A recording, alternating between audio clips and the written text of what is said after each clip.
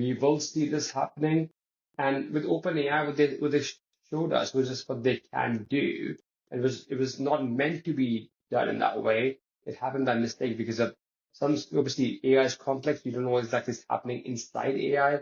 So that's one reason for it. Number two is because there's some sort of background noise there and the AI can really understand.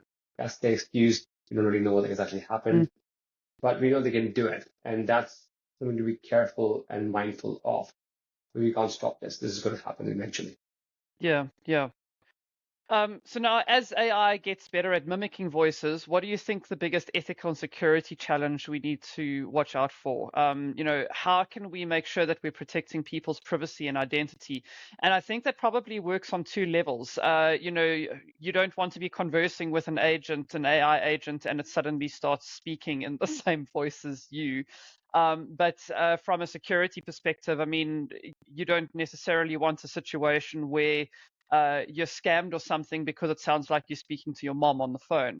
So there's quite a lot of ethical and privacy issues that need to be considered with this sort of technology. So yeah, how can it be structured so that we're all kind of safe using this tech? Again, not a simple answer, unfortunately. But if you look at the situation with phone calls, for instance, typically today, it is when I talk to my family or friends, we're using WhatsApp for most of the conversations we're having. And so the source of that, so you see the account details, the picture of the person, that makes me feel safer to talk to them. Like if I get an unknown number or a unidentified number and it's somebody on the line who I don't, who I think is somebody I know, I would be very careful. This is going to happen.